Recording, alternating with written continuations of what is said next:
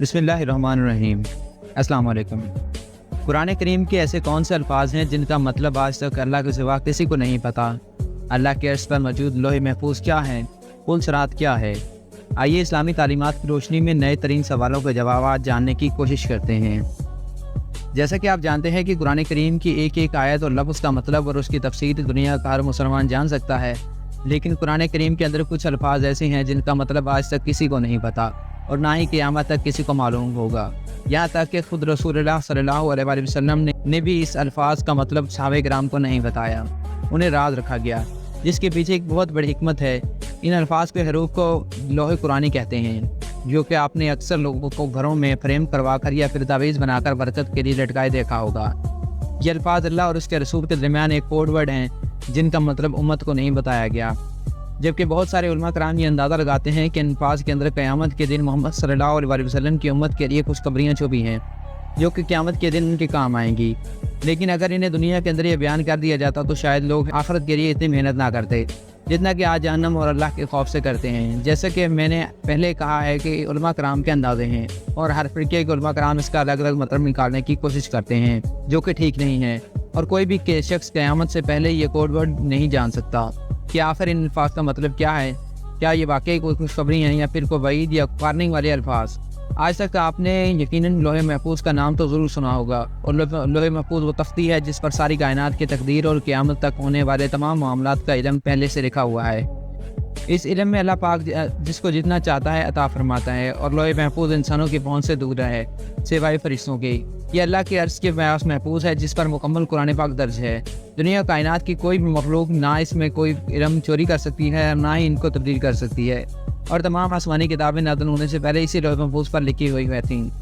صحیح بخاری میں بیان ہے کہ اللہ نے اس کائنات کو بنانے سے پہلے اس کی تقدیر کے اندر جو کچھ قیامت تک ہوگا سب کچھ اس لوح محفوظ کے اندر لکھ دیا ہے، اور اس کے بعد اس کائنات کو پیدا کیا، اور صرف حدیث کے اندر نہیں بلکہ قرآن کریم کے اندر لوح محفوظ کا ذکر موجود ہے۔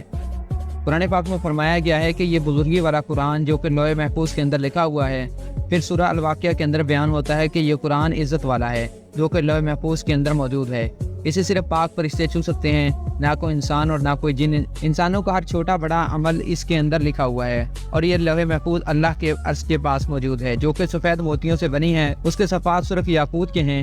اس کے الفاظ اور اس کا قلم نور سے بنا ہے۔ ایک روایت میں ہے کہ اللہ تعالیٰ ہر روز اس پر نظر فرماتے ہیں، تو کسی کو عزت دیتے ہیں تو کسی کو آزمائش میں ڈالتے ہیں، کسی کو رزق، کسی کو زندگی اور کسی کے لیے موت کا حکم دیتے ہیں۔ اس کی لمبائی آسمان اور زمین کے برابر ہے، جبکہ اس کی چوڑائی مشرق اور مغرب کے برابر ہے۔ یہ اللہ کے عرش کے دائیں طرف بندھی ہوئی ہے، ایک فرشتے کی گود کے اندر موجود ہے، جس کا ٹائٹل یہ ہے کہ اللہ کے سوا کوئی عبادت کے لائق نہیں۔ اس کا دین اسلام ہے، اور محمد صلی اللہ علیہ وسلم اس کے بندے اور رسول ہیں۔ جو بھی شخص اللہ پر ایمان لائے گا، اس کے وعدوں کو سچا جانے گا اور اس کے رسولوں کی اطاعت کرے گا تو اللہ تعالیٰ اسے جنت کے اندر داخل کرے گا۔ اب تک آپ نے یہی سنا ہوگا کہ انسانوں کو اس کے عمل کی بنیاد پر قیامت کے دن ہمیشہ کے لیے یا تو جنت کے اندر داخل کیا جائے گا یا پھر جہنم میں، لیکن یقیناً آپ یہ بات نہیں جانتے ہوں گے کہ جنت اور جہنم کا سفر ایک پل کے ذریعے انسانوں کو طے کرنا ہوگا، جو کہ ایک ایسا بال سے بھی زیادہ باریک اور تلوار سے بھی زیادہ تیز پل ہوگا جو جہنم کے اوپر موجود ہوگا، اور اسے پار کرتے ہی سامنے جنت کا دروازہ ہوگا۔ کہا جاتا ہے کہ اس پل کی لمبائی تقریباً کئی ہزار سال مسافت جتنی ہوگی، اور گناہ گار جہنمی لوگ اس کی شدت سے کٹ کٹ کر نیچے جہنم کی آگ کے اندر گر رہے ہوں گے، جبکہ جنتی لوگ بجلی کی تیزی سے پار کریں گے۔ کچھ لوگ اپنے اعمال کی وجہ سے آہستہ آہستہ چل رہے ہوں گے اور کچھ لوگ رینگ رینگ کر بہت تکلیف سے چل رہے ہوں گے۔ کچھ رات کے دوسری طرف محمد صلی اللہ علیہ وسلم جنت میں جانے کی بجائے اپنی امتیوں کے لیے اللہ کے حضور سجدے میں جا کر دعا کر رہے ہوں گے کہ اے اللہ میری امت، اے اللہ میری امت، اے اللہ میری امت کی خیر فرمان۔ ایک لمحے کے لیے تصور کریں کہ وہ نبی اکرم صلی اللہ علیہ وسلم رحمت، جس کی اولاد کو اس کے گھر والوں کو ذبح کر دیا گیا، ان پر تشدد کیا گیا، خود مسلمانوں نے ان پر طرح طرح کی تکلیفیں ڈھائی، لیکن وہ امت کے لیے دعا کر رہے ہیں، اے اللہ میری امت، اے اللہ میری مسلمان امت کو بچا لے، اور اللہ تعالیٰ آپ کی دعا قبول فرما دے گا، سوائے ان لوگوں کے حق کے اندر جنہوں نے خود جنت کے اندر جانے سے انکار کر دیا، یعنی کافر اور مشرکین۔ حضرت ابو سعید رضی اللہ تعالیٰ عنہ سے روایت ہے کہ ہم صحابہ کرام صلی اللہ علیہ وسلم کی خدمت میں حاضر ہو کر سوال کرتے ہیں کہ اے اللہ کے رسول، یہ پل صراط کیا ہے؟ آپ صلی اللہ علیہ وسلم نے فرمایا کہ پھسلان والا پل ہے جس کے پر لوہے کے کانٹے اور کانٹے دار بیج ہیں، جو کہ ایک طرف سے چوڑا اور دوسری طرف سے تنگ ہے، اس کے سروں پر جھکے ہوئے کانٹے ہیں، جھکے ہوئے کانٹے عرب کے صحراؤں کے اندر بھی موجود ہیں۔ آپ نے فرمایا کہ نیک لوگ اس پل کو اتنی تیزی سے پار کریں گے جتنی دیر کے اندر آنکھ جھپکتی ہے، کچھ لوگ بجلی کی تیزی سے، کچھ لوگ تیز گھوڑا یا پھر اونٹوں کی طرح تیز سے گزریں گے، تو کچھ بغیر نقصان کے محفوظ رہیں گے، کچھ لوگ خراشیں آنے کے بعد محفوظ رہیں گے، اور کچھ لوگ جہنم کے اندر جا کر گریں گے،